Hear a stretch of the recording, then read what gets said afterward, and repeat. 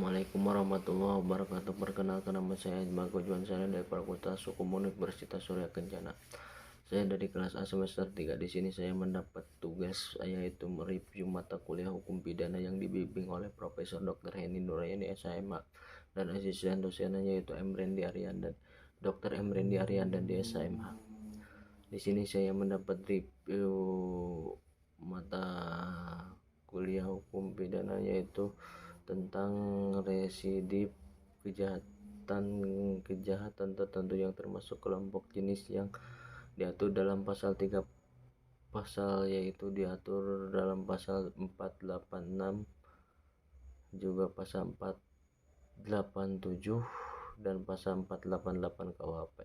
Adapun syarat-syarat adalah poin ke-1 yaitu kejahatan yang diulangi harus termasuk dalam satu kelompok jenis dengan kejahatan yang pertama terdahulu, yaitu poin A, kelompok jenis kejahatan pasal 486 KUHP yang mengenai kejahatan terhadap harta benda dan pemalsuan, dan poin B, kelompok jenis kejahatan pasal 487 KUHP yang mengenai kejahatan terhadap orang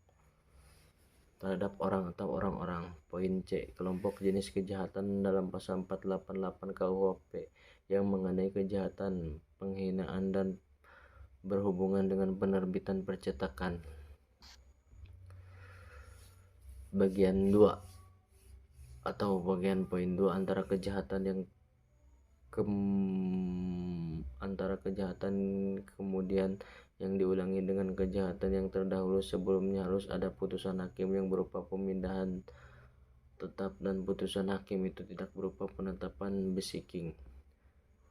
Poin 3, pidana yang dijatuhkan oleh hakim terdahulu harus berupa pidana penjara. Poin 4, ketika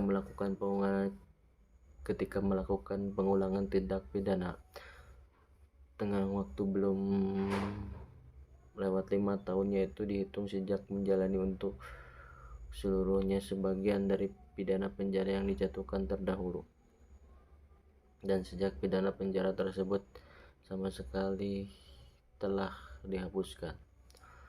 Juga poin B-nya belum lewat tenggang waktu kadaluarsa kewenangan menjalankan pidana penjara yang terdahulu lalu.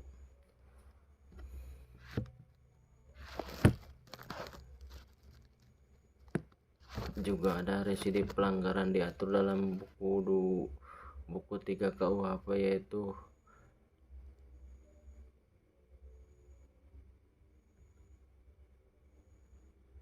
ada 14 jenis pelanggaran yang merupakan alasan pemberatan. Syarat-syarat residip pelanggaran: 1. Pelanggaran yang dilakukan harus sama jenis dengan pelanggaran terdahulu. 2. Harus ada putusan hakim yang berupa pemidanaan yang telah mempunyai kekuatan hukum untuk pelanggaran yang terdahulu.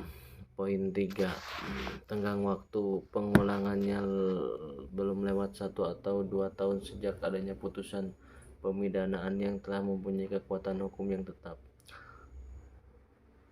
Berdasarkan uraian tersebut, maka pemberatan untuk pelanggaran pidana denda diganti atau ditingkatkan menjadi pidana kurungan, dan pidana denda kurungan dilipatkan jadi 2 kali. Adapun residip di luar KUHP yaitu residip kejahatan terdapat dalam beberapa tindak pidana khusus seperti narkotika, di dalam narkotika dan lain-lain.